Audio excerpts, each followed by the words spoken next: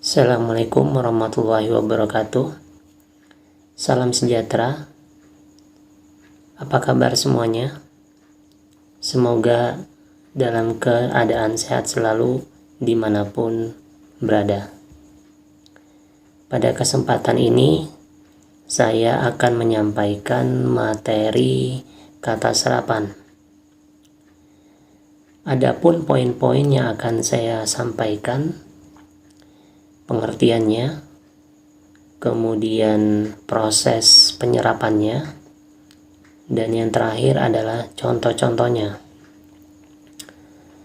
Baik, yang pertama itu pengertian kata serapan. Kata serapan adalah bahasa asing yang diserap menjadi bahasa Indonesia sesuai dengan kaidah bahasa Indonesia. Bahasa asing yang paling banyak kita serap bahasa Inggris, bahasa Arab, bahasa Cina, bahasa Jepang, bahasa Belanda, dan bahasa-bahasa negara yang lain. Kemudian dalam proses penyerapannya itu ada 4 aturan atau ada 4 cara.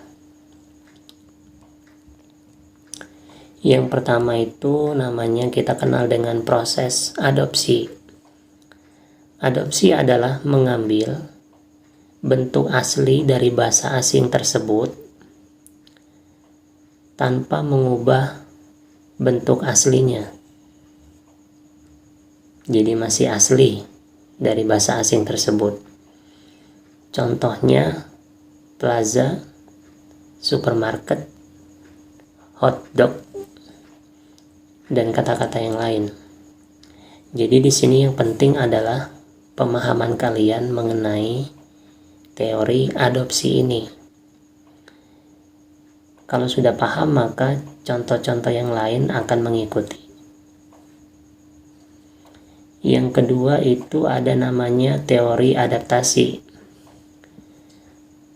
Berbeda dengan adopsi tadi, kalau adaptasi dia sudah mengubah hurufnya sesuai dengan ejaan bahasa Indonesia.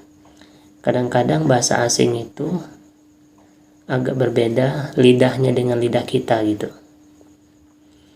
Misalnya national bahasa Inggris, tulisannya nasional, itu kita adaptasi menjadi nasional. Kemudian kata sistem yang menggunakan huruf Y, SYTEM, kita ubah menjadi sistem, SITEM. Kemudian kata-kata yang lain, economy yang ujungnya huruf Y dan ada huruf C-nya, kita ubah menjadi ekonomi. Kemudian yang ketiga itu ada proses terjemahan. Proses terjemahan ini dia mengambil konsep yang terkandung dalam bahasa asing tersebut, kemudian dicari padanannya. Misalnya football, sepak bola gitu ya. Kemudian post office, kantor pos, dan beberapa contoh yang lain. Kemudian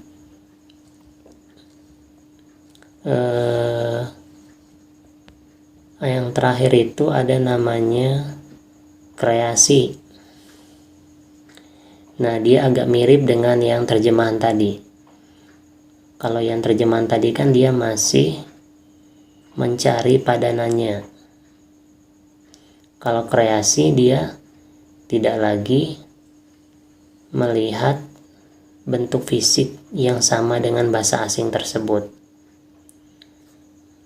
Di misalnya kata efektif, bahasa Inggris efektif, itu kita serap menjadi kata berhasil guna. Jadi satu kata bahasa asing itu kita bisa serap menjadi 2 kata bahasa Indonesia.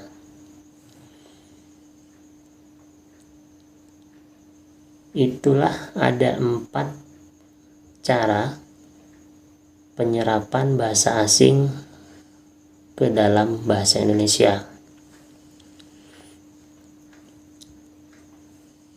Berikutnya beberapa contoh bahasa-bahasa asing yang sudah kita serap menjadi bahasa Indonesia.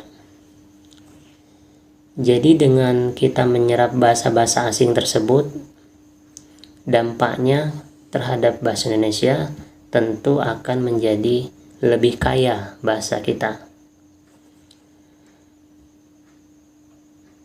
Contoh dari bahasa Belanda, itu kata-kata yang kita serap misalnya kata atlet, kata bandit, kata dinas, dan kata agen.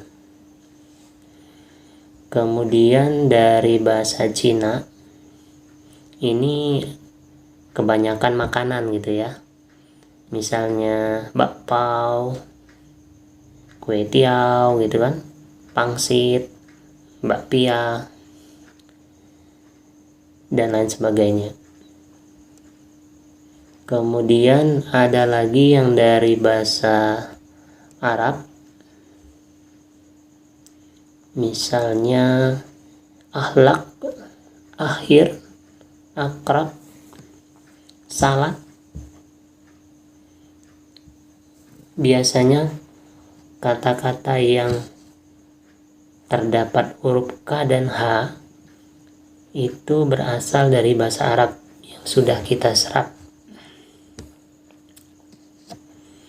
Baik, kira-kira itu saja yang bisa saya sampaikan. Untuk materi-materi yang lebih jelas dapat dicari dari sumber-sumber yang relevan dengan materi kata serapan, misalnya dari buku, dari internet, dari jurnal, hasil-hasil penelitian orang. Ini saja yang dapat saya sampaikan. Tetap semangat, tetap sehat, walaupun dalam kondisi seperti ini kita menggunakan pembelajaran daring. Jangan lupa pakai masker ketika berada di tempat umum, dan sampai jumpa pada materi berikutnya. Assalamualaikum warahmatullahi wabarakatuh.